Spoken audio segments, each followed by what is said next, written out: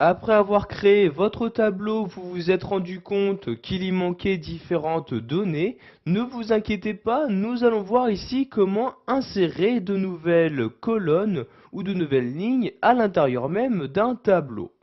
Donc pour commencer, nous allons voir comment insérer une nouvelle ligne. Donc comme vous pouvez le voir ici par exemple, pour cette ligne-là, il en manque une donc pour nous afficher l'identifiant numéro 11.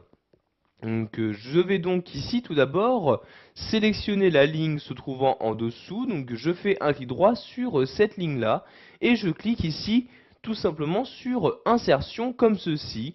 Et vous aurez automatiquement donc une nouvelle ligne qui va s'insérer donc juste au-dessus de la ligne que vous avez auparavant sélectionnée. Et je vais donc pouvoir maintenant y saisir les différentes données que je souhaite.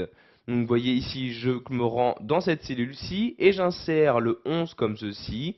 Ensuite, je clique dans cette cellule-ci et donc j'insère ici donc la donnée en rapport, donc ici le nom où je vais mettre Pavard comme ceci. Ensuite, je peux également renseigner la date de naissance, le total des achats, etc. Donc je vais m'arrêter ici pour l'instant. Maintenant, nous allons voir comment insérer une nouvelle colonne. Donc sachez qu'il s'agit exactement de la même manipulation. Vous devez tout d'abord sélectionner donc la colonne qui se trouvera après cette nouvelle colonne. Donc je vais prendre ici celle-ci pour insérer une colonne où je vais mettre ici les prénoms.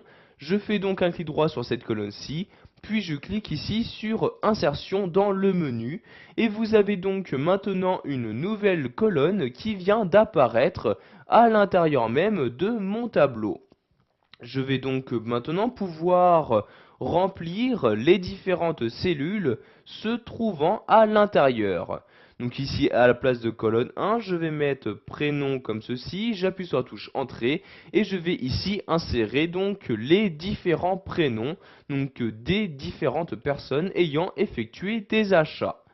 Pour finir, nous allons voir qu'il est possible d'insérer plusieurs lignes ou colonnes très rapidement. Donc par exemple, si je souhaite ici insérer trois colonnes avant celle-ci, je vais maintenant donc sélectionner les trois colonnes. Vous voyez ici, je fais une sélection des trois colonnes comme ceci. Je fais ensuite un clic droit ici donc sur ma sélection et je clique ici sur insertion. Et comme vous pouvez le voir, vous avez donc automatiquement trois colonnes qui ont été insérées juste avant, donc ici la première sélectionnée. Voilà, vous savez maintenant comment insérer des lignes ou des colonnes dans un tableau qui a déjà été créé dans Excel 2010.